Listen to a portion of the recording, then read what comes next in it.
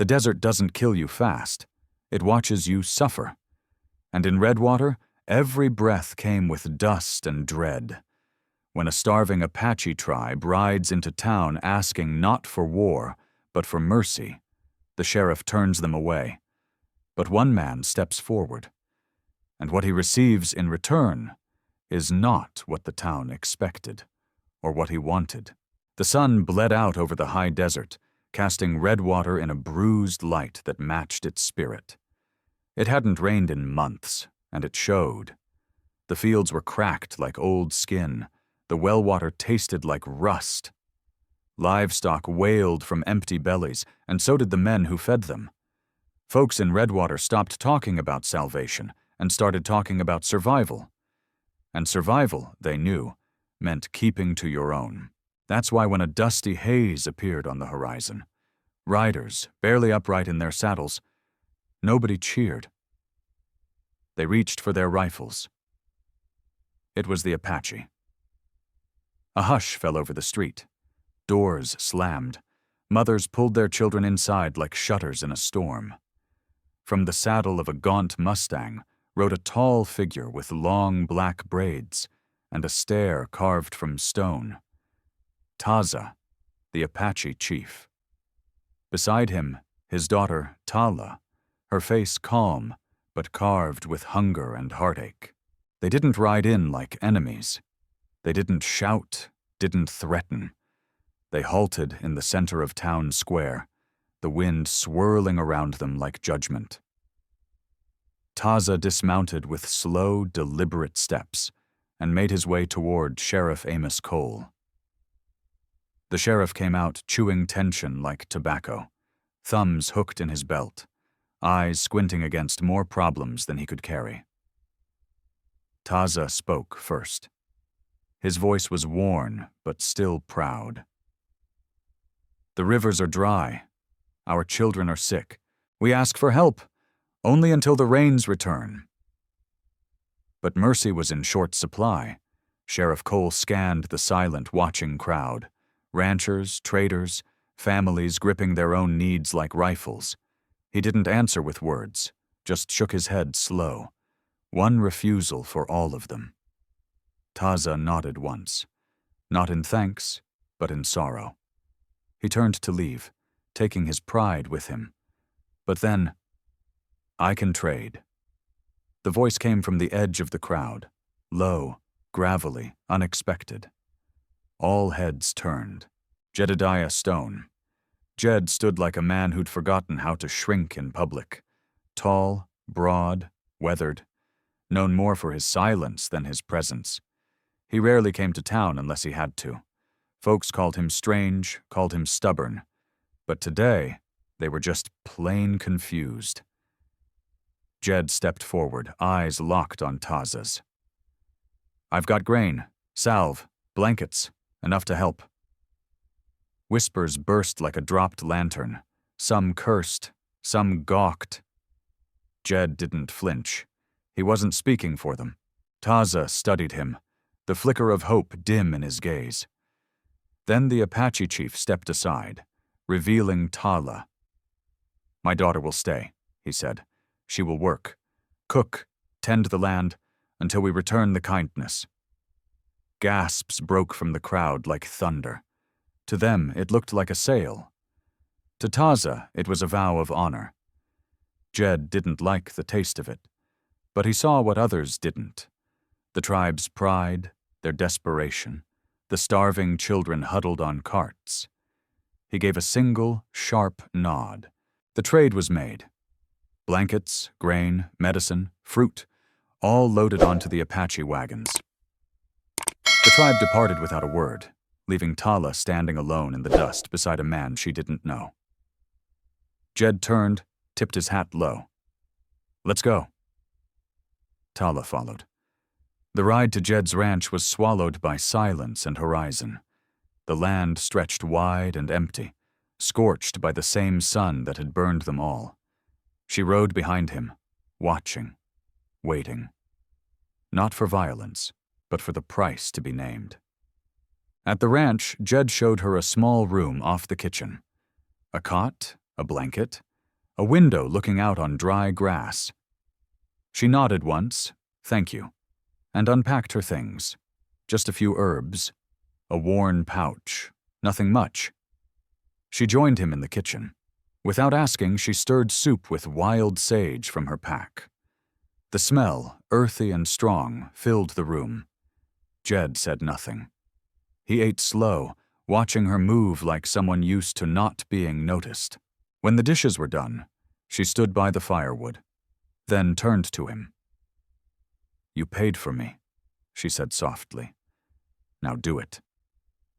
Jed stiffened like he'd been hit.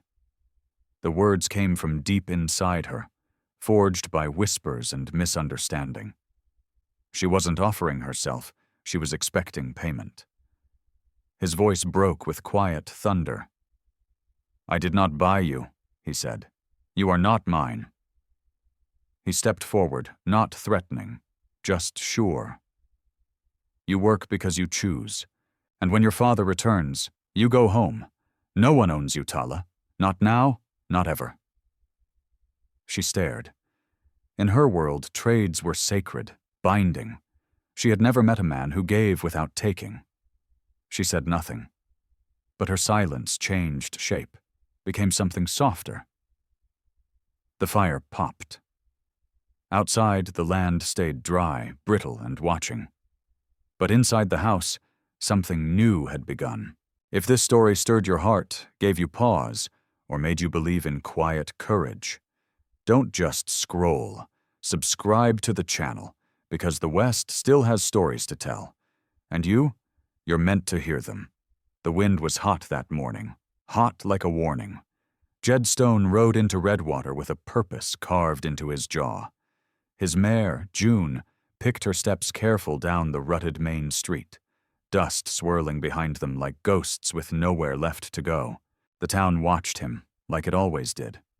Sideways, suspicious, waiting for him to blink first. But Jed didn't blink. He tied off outside the general store and stepped in like he owned the silence. Inside, it was even quieter. Silas behind the counter gave a tight nod. "Heard what you did," he said, voice like a half-warmed biscuit. Dry, cracked, not quite judgmental. Jed said nothing. He pulled his list from his pocket and read it out like a prayer. Oats, cornmeal, poultice cloth, quinine, 4 bolts of rough wool, and matches. Silas raised a brow but packed the items without comment. When the final total was said, Jed dropped coin on the counter, hard and clear. Then came the whispers. Not from Silas, but from the townsfolk gathering outside like flies on sweat. They didn't speak to Jed, but their voices leaked through the store walls. "He's got her living with him. Apache. Traded food for a girl. What kind of man does that? It ain't Christian." Jed heard every word. He felt the heat rise behind his collar, but he said nothing. Let him talk. Let him burn up their fear and gossip. As he stepped outside, the crowd parted like a wound. Standing just beyond the hitching post was Taza. The Apache chief was alone. Dust clung to his boots, and the heat rippled off his shoulders like smoke off a dying fire. But his eyes, Jed noticed, were still sharp. Not desperate, not pleading. Steady. "I've come to repay the debt," Taza said, voice low. Jed frowned. "Too soon. You still got sick among you." Taza nodded once. "Still, I offer something of value, a gesture." From behind him stepped Tala. Her face was clean but sunburnt. Her dark eyes searched Jed's face for something unspoken. She carried a satchel, simple and worn. No fanfare, no drama. Just her. Taza spoke again. "She will stay, work the land. It is custom. We honor trade with labor." Jed looked from father to daughter. "She already works," he said quietly. "But I don't hold her like a bond." Taza's expression did not shift. "You may not. But others will see it that way. Let them. They understand trade. They do not understand grace. Jed wanted to refuse, wanted to spit at the town's small-minded view of honor and decency, but he also knew what it meant for Taza to return like this, not in shame, but in trust. "What's the gesture, then?" Jed asked. Taza reached into his coat and pulled out a small, weathered bundle wrapped in leather. Inside was a beaded medicine pouch, a carved elk bone pendant, and a folded piece of cured hide marked with symbols, Apache sigils of promise. Jed took it, hands steady. He didn't speak, didn't need to. "You protect her," Taza said, "not just with walls, but with truth." Jed nodded. "She's safe." Tala stepped forward. Her voice, soft but edged with pride, cut through the heat. "I choose to stay," she said, "not to repay, but to learn and to teach." Taza didn't smile, but his eyes softened. Then, with a simple nod, he turned and walked away. Not with sadness, but with dignity. Jed and Tala stood in silence for a long beat.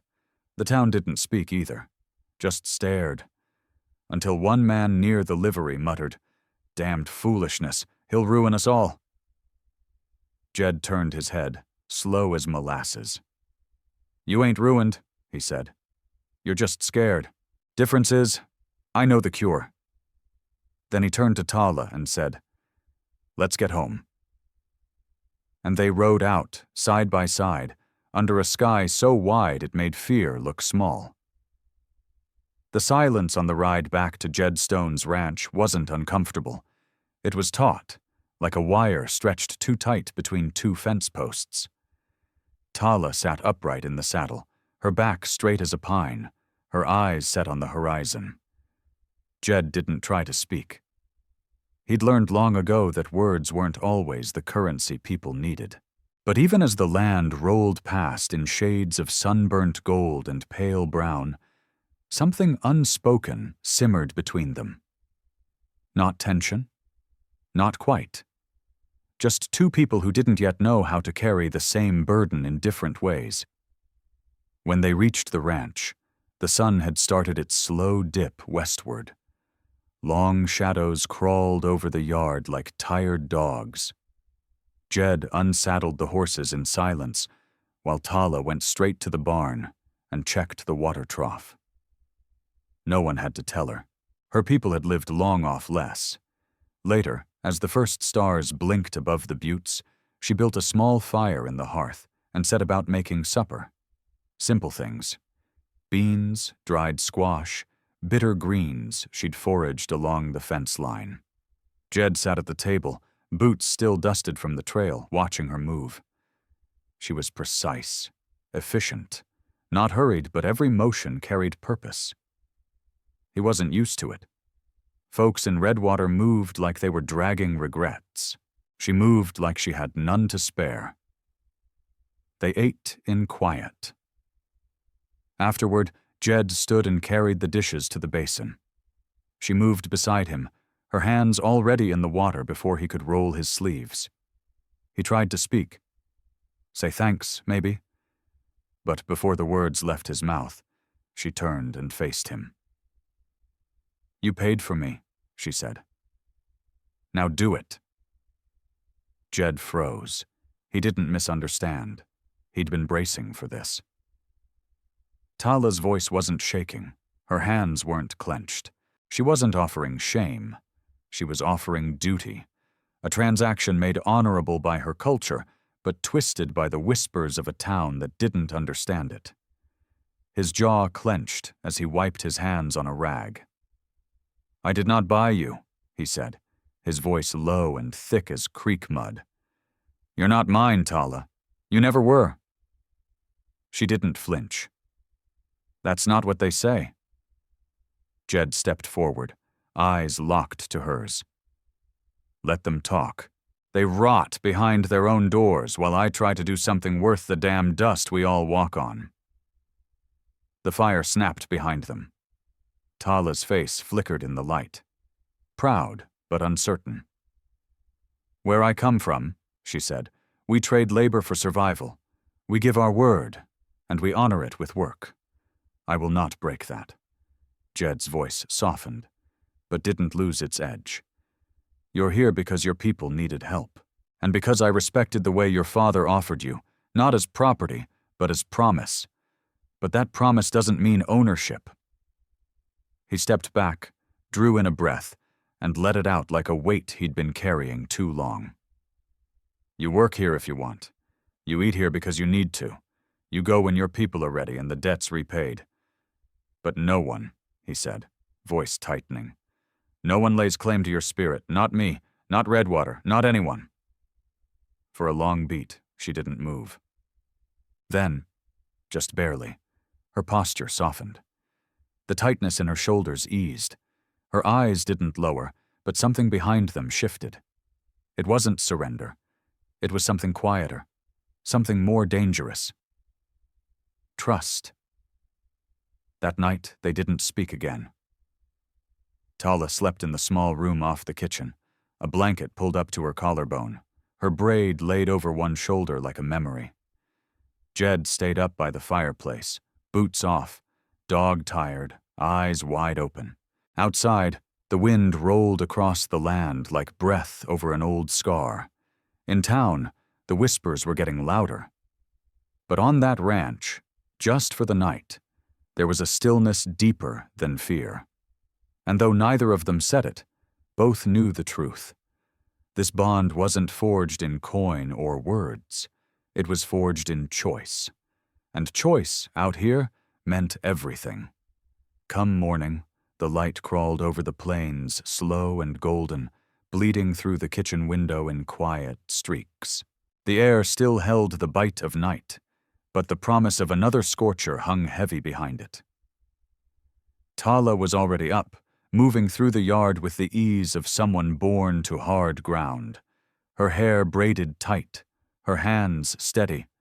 She wore a buckskin blouse and a skirt patched from wear, but she moved like she was royalty on soil that remembered her people.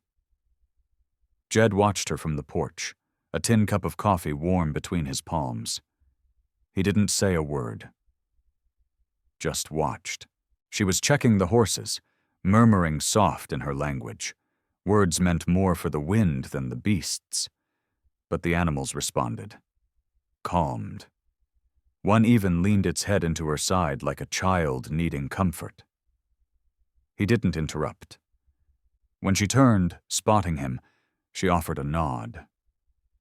Not a greeting, an acknowledgement. A quiet truce, still holding. They worked side by side that morning. Fences first. Then the troughs. The drought had choked every living thing in Redwater to the bone, and the land wore it like bruises. The water in the well was holding, but barely. Every drop they pulled up felt earned. Later they moved to the fields. Weeds had taken root where corn should have been. The dirt cracked like broken pottery. Jed walked ahead, scanning the useless rows. But Tala? She knelt, pressed her fingers into the earth. This soil is not dead, she said softly. Just tired. Jed crouched beside her, running rough hands over dry stalks. Looks like it gave up. She shook her head. It's still listening. That puzzled him. Listening to what? Tala looked at him. Not sharp, not smug, just patient. To what we do next. She pulled out a small satchel from her waistband. Inside were seeds. Not corn, not wheat. Wild things. Desert-friendly, stubborn by nature. She scattered them along the base of the rows, then used the heel of her hand to press them into the ground with care. Jed didn't ask where she'd gotten them. He just watched. She left some weeds untouched. These help the soil stay cool, she explained. They cover the wounds. Jed stared down, then let out a breath, slow and gravel rough. Been trying to beat this land into feed in me. Tala looked up, dirt on her fingers. You can't make something grow by fighting it. That hit him harder than he expected. They worked on in silence.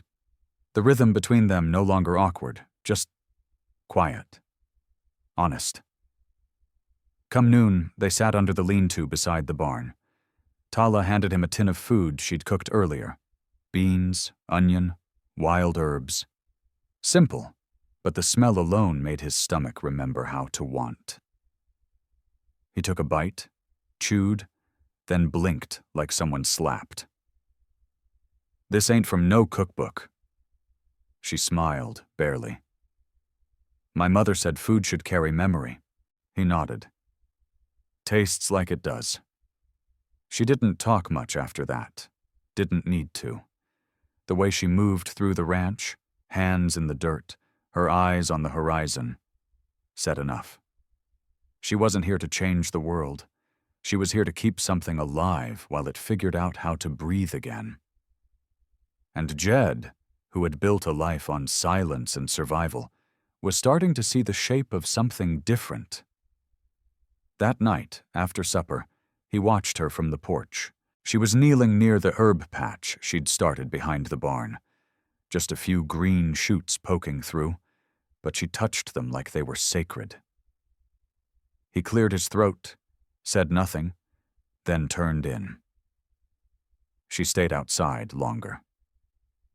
When she finally came in, she carried the scent of the wind with her. Dust, sage, and something he couldn't name. Before bed, she placed a small cloth pouch on the table. Inside were dried leaves and bark shavings. For your bad shoulder, she said. Rub it in before sleep. Jed didn't ask how she knew. He just nodded. And that night, as he lay back in bed, the ache in his arm less sharp than it had been in months, he thought of her hands pressing seeds into dry dirt, not fighting it, not forcing it, just listening. By the time the sun crested over the mesa, the air already had teeth. Another dry day, another round of watching the land hang on by grit and ghosts. Jed Stone was out by the corral, hammering down a busted fence post. Sweat clung to the back of his shirt. He didn't mind the work. Truth was, he liked things that didn't talk back. Tala came from the barn, arms full of feed, walking with the quiet purpose she carried in everything. Her braid swung behind her like a piece of home still tied to her. She nodded to him, a small, wordless hello. He tipped his hat. It had been weeks since she arrived. Weeks of rhythm, not easy, but steady. The kind of living that grows roots if you let it. But peace don't last long when it's surrounded by fear. By midday, they were finishing chores near the troughs, when the sound came. Hoofbeats, slow but sure, kicking up dust like warning drums. Jed straightened. Tala froze mid-step, her eyes narrowing towards the front gate. 3 riders. The one in front wore a black duster and a scowl carved out of salt. Hank Dobbs. A man who believed the West owed him something and resented anyone who didn't. Behind him rode 2 others. Quieter. Meaner by the way they held their stillness. All 3 dismounted but didn't tie off. The kind of visit that didn't plan to stay long. Tala stepped forward before Jed could stop her. Her back was straight, chin high. She didn't show fear, but he saw the tension in her shoulders. Dobbs spat a wad of tobacco to the dirt.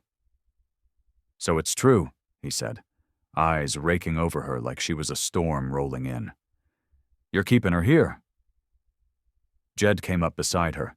She works here, that's all. Dobbs smirked. That's not what folks are saying. Rumors you made yourself a little arrangement. Jed didn't flinch. Rumors wrong. The man beside Dobbs chuckled low. Mighty charitable of you, taking in someone like her. Tala's voice was calm, but cold. Someone like me? Her words cut clean through the air. Dobbs stepped forward, just a little too close. Redwater don't take kindly to trouble. Outsiders stir it up, always have. Jed's jaw tightened. Funny. I always thought trouble came from the ones who couldn't mind their own land. The air thickened. Dobbs looked ready to draw something. Words or steel, hard to tell. But Jed's gaze stayed locked, unblinking. He didn't reach for his gun. He didn't have to. There was something in Jed's stillness that made men rethink their next breath. Eventually, Dobbs spat again. Just keep her out of town. That's all I'm saying. Then they turned and rode off, dust trailing behind them like the smell of something rotten. Tala didn't speak for a long while. Later, they sat on the porch in silence. She worked a piece of leather with her hands, weaving something small and neat. Jed nursed a coffee gone cold. Finally, she said it. That man doesn't fear me. He fears what I make you question. Jed looked at her. Really looked. What's that? She didn't glance up. Just said, what kind of man you really are. He let that settle. Because she wasn't wrong. Inside, the lantern flickered. Outside, the wind shifted. Something in Redwater had stirred. It wasn't over. But Jed knew one thing for damn sure. He'd rather stand alone in truth than shoulder comfort built on cowardice. The days had fallen into a rhythm. Quiet mornings, hard work, simple meals, and the kind of silence that meant understanding more than distance. But peace, like anything honest in Redwater, was always temporary. That evening, just after the last light slid behind the hills and the land went soft and shadowed, Jed stood by the barn gate, tightening a latch that didn't want to stay. Tala was nearby, tending her herb plot, gently crushing leaves between her fingers, humming low in her own tongue. The kind of calm that makes a man think, maybe we'll be all right. Then the wind shifted. Jed caught it first, an acrid curl in the air. Not dust, not sage, something meaner. Smoke. He turned hard, eyes scanning, and saw it, a thin line of black rising from the far end of the barn. Tala, he barked, already moving. She was running before her name hit the dirt. They reached the barn together. Jed yanked the door open, heart in his throat. A pile of straw smoldered near the wall, licked with orange at the edges. An old lantern, shattered, lay beside it. Someone had knocked it down or left it burning. Either way, it wasn't an accident. Jed grabbed the shovel, scattering the straw, stomping hard. Tala was already at the water barrel, hauling a bucket like her life was in it. The fire hissed and steamed as she doused it. Together they beat it out in minutes. It didn't spread, but it meant something. When it was over, Jed leaned against a post, sweat darkening his shirt, chest rising and falling with slow rage. Tala stood near the doorway, her eyes searching the ground. Here, she said, crouching. She pointed to a piece of wood, snapped clean, and a trail of footprints leading from the barn to the edge of the corral. Light. Small. Not boots, she said. Shoes. Maybe boys. Jed stared at the prints, jaw set. He knew those tracks didn't carry intent to kill, but they carried intent. And in a town where fear was fuel, it didn't take much for mischief to turn to malice. Someone's trying to scare us, he muttered. Tala didn't flinch. Then they don't understand us yet. Later that night, they sat at the table, sipping tea brewed from her calming herbs. The barn was quiet again, the animals soothed by the soft rustle of her voice earlier. But the tension remained, curled in the corners like a coiled snake. Jed turned the cup in his hand. I told the sheriff this wasn't trouble. That kindness didn't make noise. Tala looked at him across the table. Sometimes kindness is the loudest thing in a quiet town. He leaned back, rubbing his brow. Folks don't want to understand. They just want to feel safe, even if it means pushing others out. She said nothing, just reached for the tin of balm and slid it across the table. Your shoulder, she said softly. You tensed it again. Jed almost smiled. Almost. That night, after she went to her room, Jed stayed up. He loaded the shotgun. Not because he planned to use it, but because the sound of it being racked might speak in a language even cowards understood. Before heading to bed, he stepped outside. The stars were bright, cold, and far away. The barn stood solid, the smell of smoke still faint. The wind had settled, but the quiet was not peace. It was warning. The next morning, the ranch went on. Tala fed the horses like usual. Jed hauled water from the well. The fire hadn't stopped the work, but it had changed something. Later that day, Sheriff Amos Cole rode out, slow and dusty. He didn't dismount, just leaned forward on the saddle horn. Heard there was a fire. Jed nodded. Put out quick. You figure who? Jed's stare didn't blink. I ain't starting trouble, Sheriff, but I sure as hell ain't running from it. Cole sighed, took off his hat, wiped the sweat. Town's leaning on me, saying you're bringing heat where there's already drought. I need you to be careful. Jed crossed his arms. I've been careful my whole damn life. Maybe it's time someone else watched their step. The sheriff didn't argue, just nodded and rode off in silence. That night the fire in the hearth crackled low. Tala sat near it, sewing a tear in an old saddle blanket. Jed sat nearby, not speaking, just watching her hands move, gentle, certain, steady. He made a quiet vow, somewhere between heart and bone. He would not send her away. Not to save face. Not to keep peace. And not because of some damn fire. He would protect what was right, not what was easy. Because when the land cracks, when the wells dry, when the law stumbles, what's left is a man's word. And Jed Stone still had his. The days after the fire passed without more trouble, but the unease stuck around, like the taste of smoke that wouldn't wash out. Jed Stone kept working, kept watching. Tala kept tending the land, the animals, the little things no one ever noticed but always mattered. The barn still held a faint scorch where the lantern had caught, and the horses flinched at shadows more than they used to. But the fence was still standing, the water still pulled up from the well. And Jed hadn't backed down.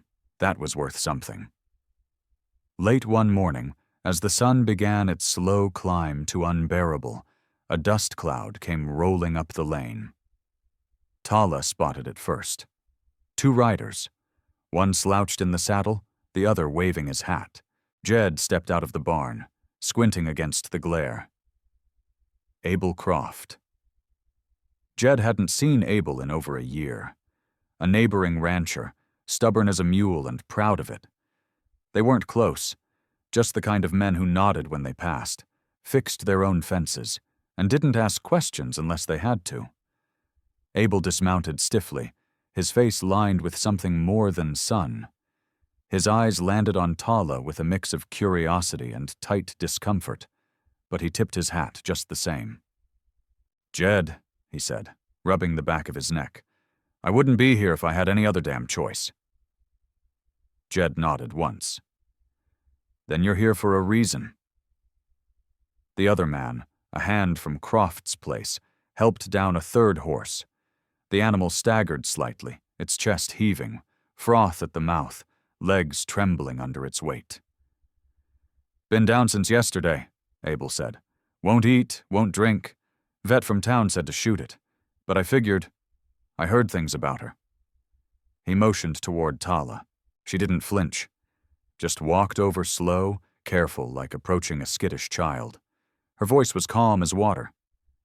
What's his name? Abel blinked. What? The horse, she said. What's his name? Buck. She nodded. Then let Buck hear his name. Kneeling beside the animal, she touched his face gently, murmuring in her own tongue. Her hands worked along his neck, checking his gums, nostrils, pulse. Then she opened her pouch and pulled out a bundle of dried herbs. She asked for hot water, honey, and a little grain. Jed was already moving. They watched her mix it all together, turning it into a warm, bitter mash she spooned out and rubbed gently along the inside of Buck's mouth. She kept talking the whole time. Soft, steady, sure. The men stood silent, hats in hand, watching like they were witnessing a miracle and didn't want to spook it. After a long stretch, the horse's breathing slowed. His legs steadied just enough to keep standing. His ears twitched toward Tala's voice. Abel cleared his throat. Well, I'll be damned. Tala didn't look up. You don't need to swear, just breathe. Jed chuckled under his breath. By the time Buck was lying down calm in the shade with a fresh bucket of water nearby, Abel was scratching at his beard, trying to find words he didn't have. Listen, I don't know what I thought coming out here, but... He reached into his saddlebag and pulled out a wrapped bundle. Wife made bread, it's yours. Tala accepted it without a smile, but with a quiet nod of respect. Tell Buck he did well, she said. Abel tipped his hat again, this time lower, and mounted up. Jed watched them ride off, trailing behind the dust of their own disbelief. That night, by the fire, the ranch was quiet in a new way. Not the kind of quiet that waits for bad news, but the kind that says, something shifted. Jed poured 2 cups of coffee and passed one to Tala.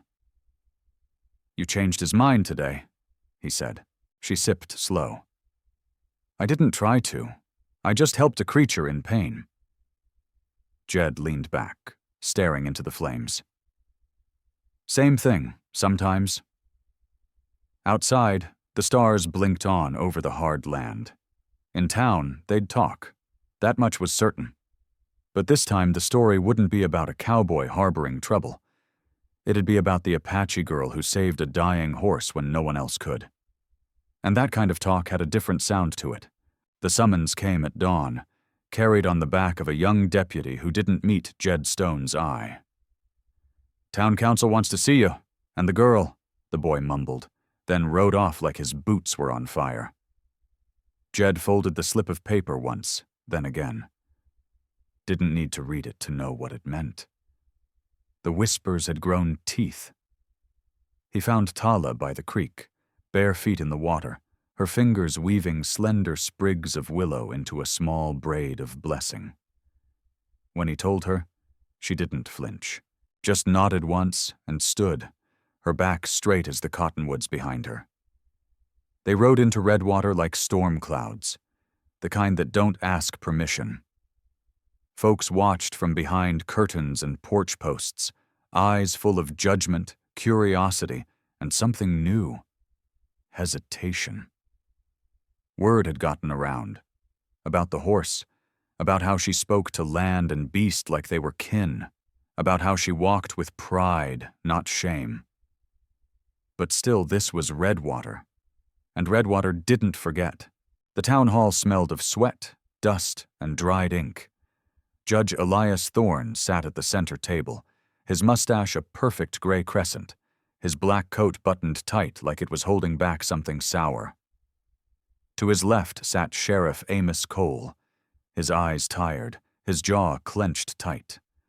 To the right, shopkeepers, ranchers, the Reverend's wife, and that snake Hank Dobbs, whose smirk spread like oil on water. Jed didn't speak, just stood. Tala beside him, chin lifted. Judge Thorne cleared his throat with the flair of a man who'd practiced it in mirrors. Mr. Stone, Miss... Tala. His eyes flicked toward her like her name tasted bad.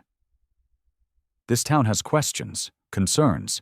It is not customary nor proper for an unmarried man to house a foreign woman under such circumstances. Tala said nothing. Her silence was deliberate, not from fear. Jed could feel it humming beside him like heat rising from rock. Thorne went on, reading phrases from crumpled notes. Immorality. Corruption of Christian values. Dangerous influence. Each word heavier than the last, meant to bury, not build. When the air grew thick with murmurs, Jed stepped forward. His voice wasn't raised. It didn't need to be. She's not my property. She ain't my servant. She's not bound to me by anything but what's decent between two people who've earned each other's trust. Silence. He looked at the crowd, slow and sure. I didn't take her in. She chose to stay. And if that rubs folks wrong, maybe you ought to ask why her kindness threatens you more than your own cruelty. A few gasps, a muttered curse, but mostly stillness. Tala finally spoke, her voice low but steady. Your town denied us water, food, medicine. This man did not. And in return, I healed his land, his animals, his heart, maybe. Her dark eyes swept the room. What have you healed? Even Sheriff Cole shifted in his seat. Judge Thorne leaned back, nostrils flaring. And what exactly is your arrangement, Miss Tala? She didn't blink. We work, we eat, we do not lie. That is our arrangement. The room cracked, not with noise, but with the quiet crumbling of certainty. Then came a voice from the back. My boy's fever broke after she left herbs on our porch. Heads turned. It was Ruth Allen, the baker's wife. Another voice. She helped birth my colt. It'd have died otherwise. Jed stood still, letting the tide turn without pushing. Finally, the judge cleared his throat again, this time not so grand. This council sees no cause to pursue formal action, but understand your situation remains under scrutiny. Jed nodded once. Wouldn't expect less. He turned. Tala followed. They stepped outside into sunlight that felt like a kind of justice. The wind shifted as they passed through the street. Not quite friendly, but no longer poison. By the time they reached the horses, Tala looked over her shoulder. You think they'll leave us alone now? Jed swung up into the saddle. They might, or they might sharpen knives in the dark. She mounted beside him. Then we keep the light burning. And they rode out, not broken, not bowed, but tall. Because that day, in the heart of Redwater, two voices, quiet and steady, had held their ground. Not with fists, but with truth. The first sign was the dust rising low across the ridge, steady, not rushed. Jed Stone spotted it from the barn, leaning on the pitchfork like a man who knew what it meant before it came into shape. Tala stood beside the well, a coil of rope in her hands. She paused mid-draw, her head tilting toward the horizon like a deer catching wind of something ancient. She knew. By midday, the Apache riders came into view, 7 strong, flanked by Taza at the front. No war paint, no weapons drawn. Just the slow, deliberate cadence of men returning with purpose. Jed didn't saddle up. He didn't reach for the rifle. He just stood on the porch, hands rough and open. Tala brushed the dust from her skirt and walked out to meet them. Taza dismounted first, his black braid streaked with wind gray, shoulders still broad beneath the weight of years. His face was weather-worn, but his eyes, those eyes held judgment. For a long while, father and daughter said nothing. The air between them was tighter than wire. Finally, Taza spoke in Apache. Quiet, solemn. Jed couldn't make out the words, but he caught the rhythm of them.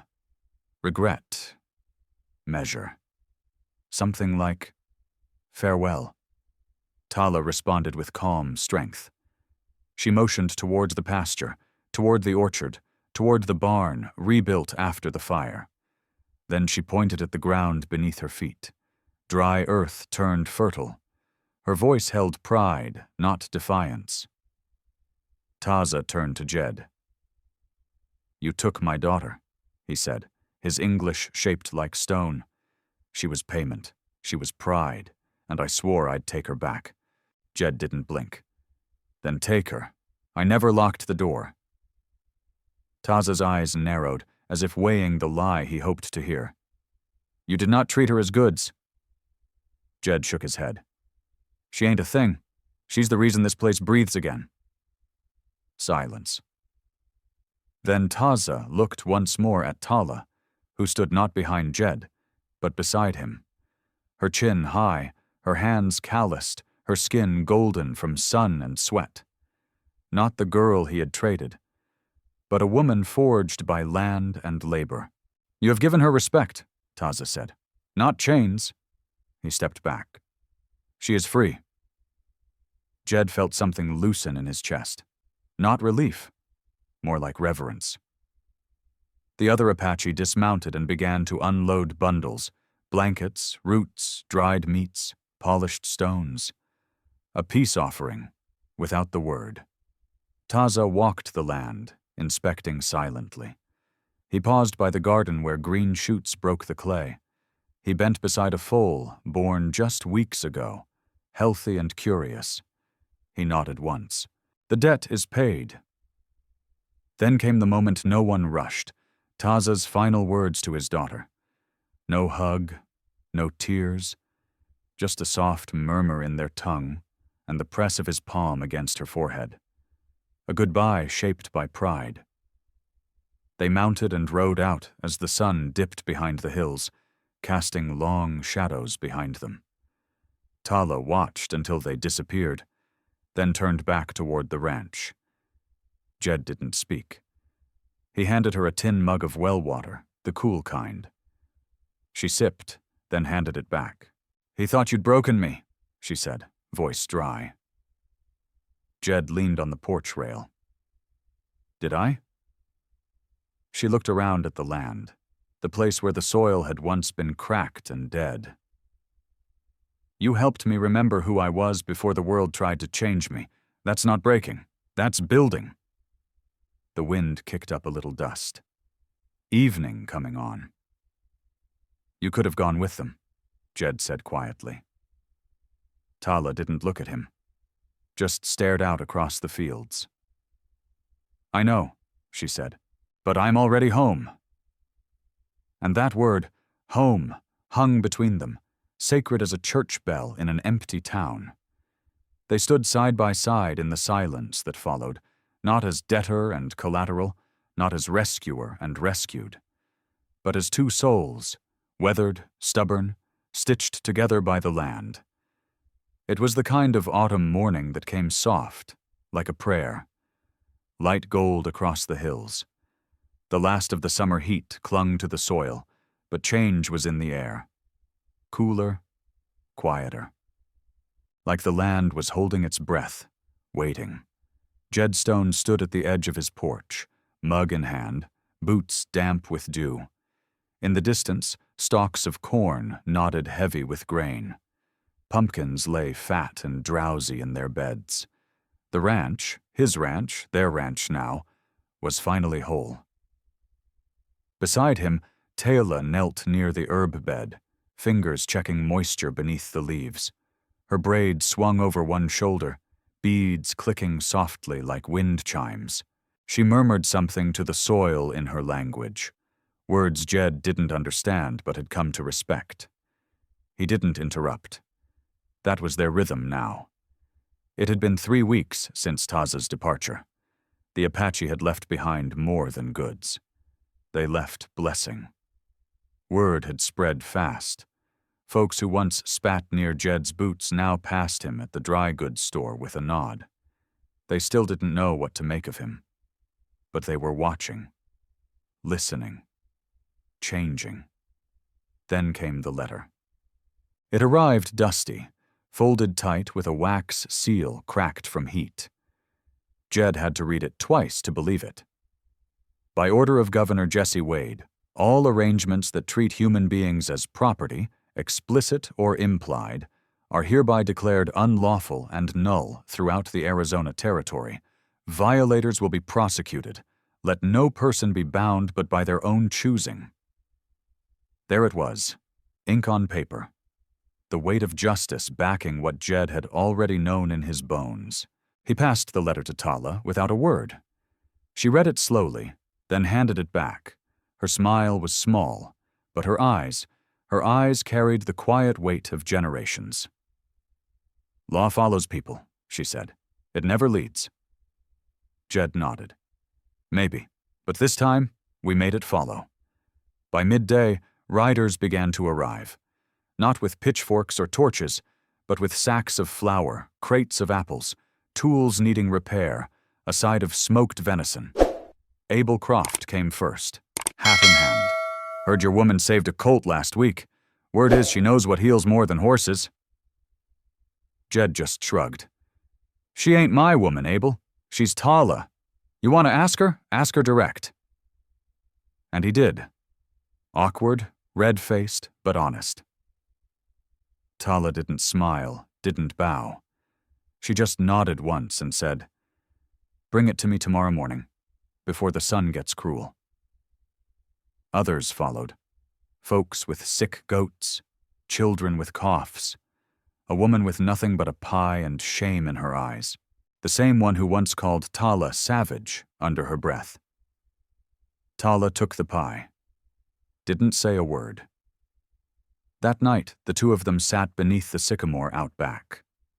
The stars were just beginning to show, pricked through the fading sky like old truths finally surfacing.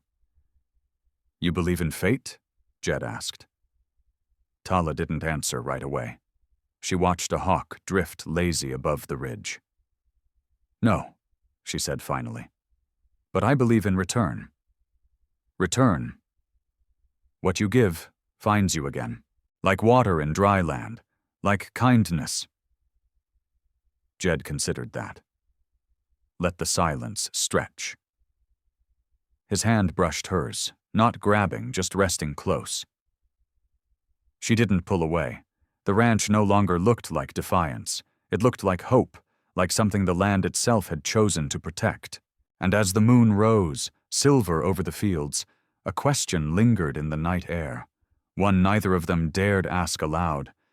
If one broken man and one outcast woman could change a town, what else might love fix if we let it root deep enough? If this story found a place in your heart, ride with us on the next trail. Subscribe to hear more tales where the land is wild, but the people are wilder still. What would you have done, standing in Jed's boots,